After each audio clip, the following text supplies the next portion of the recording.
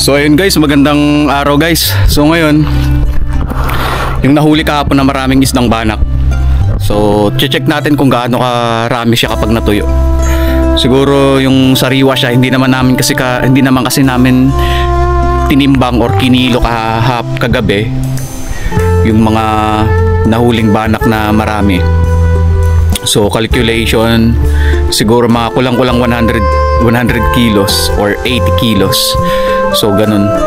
So ngayon, check natin kung gaano kadami at gaano kabigat kapag nahango na siya. Kapag daing na siya, tuyo na. Guys, samahan niyo ako guys.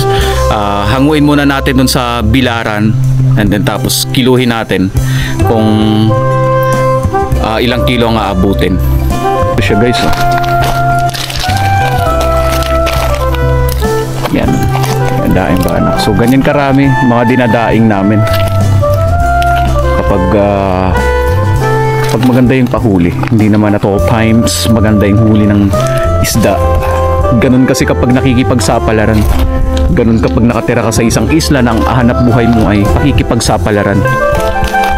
So minsan meron, minsan marami, minsan konti, ganun buhay. Pero syempre lagi tayo magpapasalamat kay God kasi hindi niya tayo pinababayaan sa ganitong sitwasyon.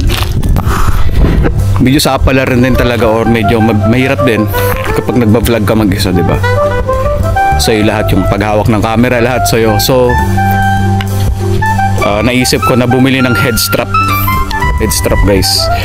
Siyempre kapag may head strap ka, lalagay mo lang sa ulo mo. Ganito lang yung position, tapos sabit mo kasi yung camera dyan eh. Yan.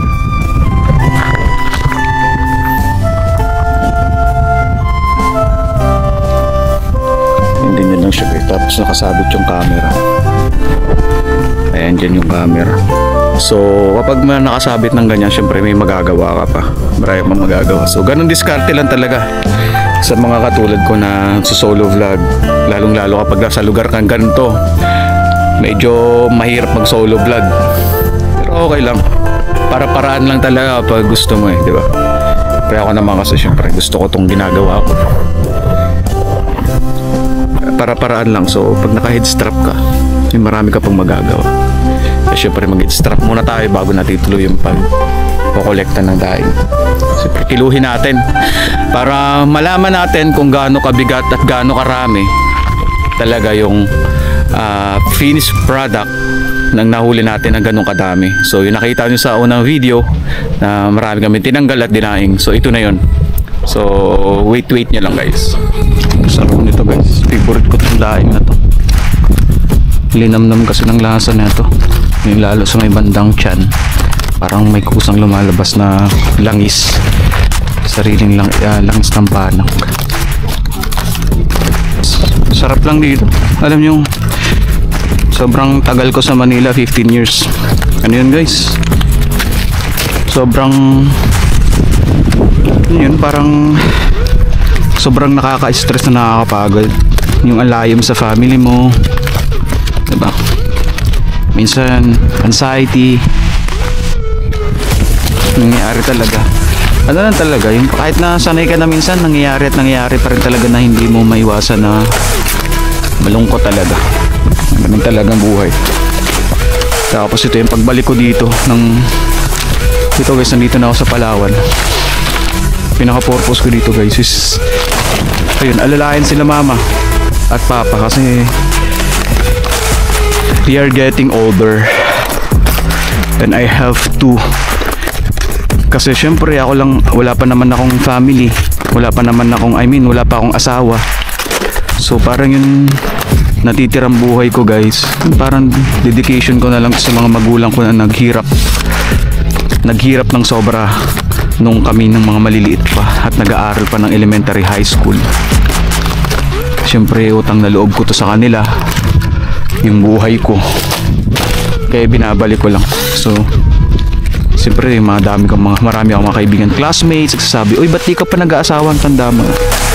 And this is my choice guys. Siyempre unless yumaman ako guys, siyempre ngayon, pero kapag magkaroon ako ng sarili kong asawa, panigurado guys, hindi ko na sila masyadong matutulungan, maaalalayan. Kaya gusto ko talaga, siyempre, alalayan sila sa mga gawain, tulungan sila dito, provide sila ng kaya kong i-provide na mga bagay-bagay para hindi sila masyadong nalulungkot. Kasi alam ko habang nabubuhay pa sila at hanggat kaya ko pa at nararamdaman pa nila, kaya kong ipadama sa kanila yung munting kaya kong gawin para sa kanila, gagawin ko. Kasi ang hirap naman kung maiisip ko lang yun, 'di ba? Kung wala na sila, 'di ba? Mas masakit yun. Ayaw kong magkulang ako, ayaw kong isipin barang araw na sisihin ko ulit yung sarili ko dahil ayun, sa kakulangan. Kaya habang nandyan pa sila, kaya pa nilang makarinig, kaya ka pa nilang unawain, at nakikita pa nila, nakakaintindi pa sila ng appreciation. Yan, nakakaramdam pa sila na minamahal sila. Siyempre gagawin ko na. Ganun talaga ang buhay. Hindi naman tayo pinanganak na mayaman eh. Oo, sabihin na natin, mas okay talaga yung buhay sa Manila. Mas magkakapera ka, mas makakatulong ka, mas makakapagpadala ka. Pero alam niyo yun guys, nung umuwi ako dito, doon ko naranasan na kailangan nila ng kasama. Grabe. Siyempre, tingnan nyo naman guys, yung pag-igib ng tubig dito, El Nino.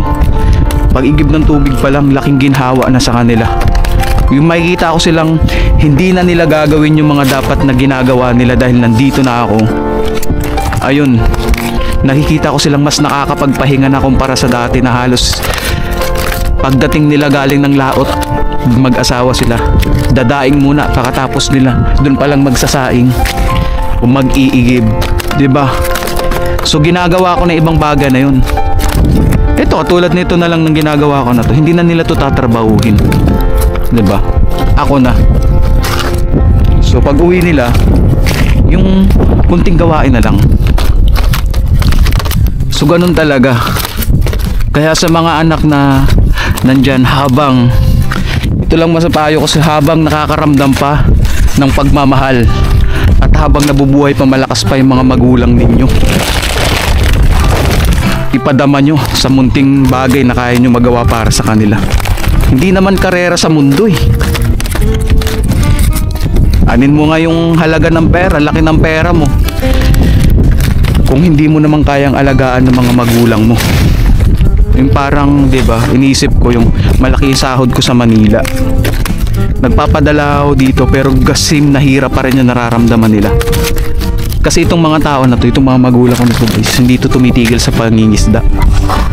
Hindi sila tumitigil kasi syempre kailangan nilang mabuhay. Kailangan nilang sumurvive. So ipapadala kong pera dito, syempre hindi rin talaga sasapat. At kailangan pa rin nilang mag-isda. So naisip ko na lang, sumama na lang dito. Dito sila. Samahan sila para mas malesen yung mga ginagawa nilang medyo mabigat. Yeah, ganun. Kasi syempre mahal na mahal ko yung mga magulang ko. Mahal ko ang mga magulang ko dahil utang ko sa kanila kung bakit, sino at ano ako ngayon. At saka guys, lang na-realize ko guys nung after 15 years kong nawala dito pagbalik ko, doon ko ulit naramdaman yung peace of mind. Walang stress, nakakatulog sa gabi ng mahimbing na walang iniisip. Yan, dito ko na-train ko na rin yung sarili ko sa ganun. At pagdating dito, na-develop ko yung kung ano yung meron yung araw na to, enjoy at magsumikap, gawin ang best mo sa lahat ng yung ginagawa. Kasi hindi natin alam, di ba, yung mga mangyayari kinabukasan. So just enjoy the moment na humihinga ka, nabubuhay ka. Ano lang, masaya ako dahil kasama ko na yung mga idolo ko sa buhay ko, mama, papa ko.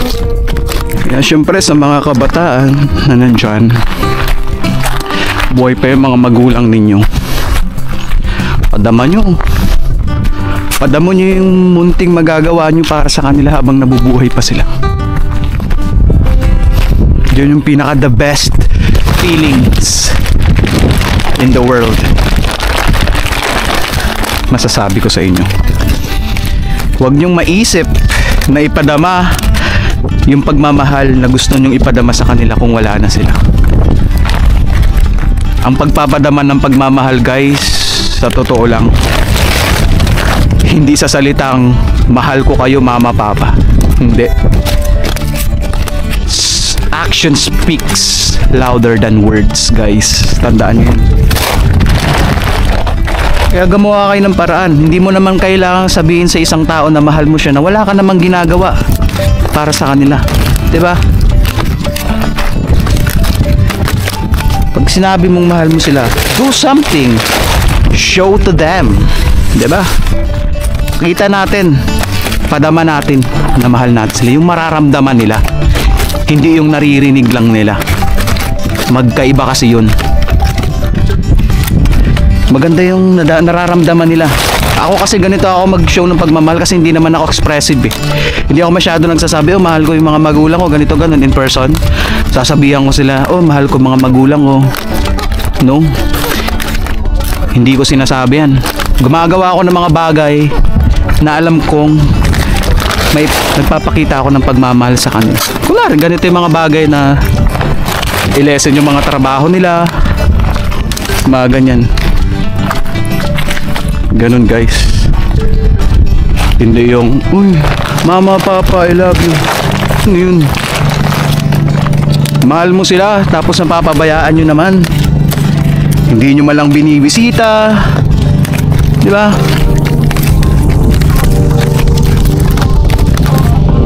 Ganun.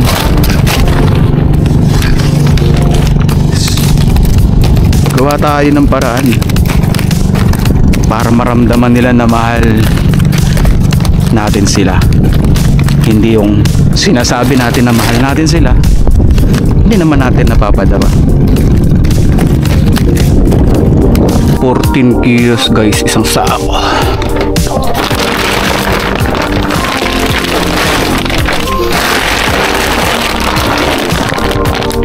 $15. 14 yung isa na yun, sobra 15 yung isa, guys. Hanggang 15 kilos lang yung timbangan, so abot din ng 30. So ayun lang, guys, ayun lang yung ganap ngayong araw na to. Maraming salamat sa mga walang sawang sumusuporta sa akin, kahit ilan lang kayo. Sobrang na-appreciate ko yan. So ayun lang yung ganap ngayong araw dito sa isla. Siyempre lagi lang naman ako halos sa bahay. Yun. May God bless us always, guys. Maraming salamat.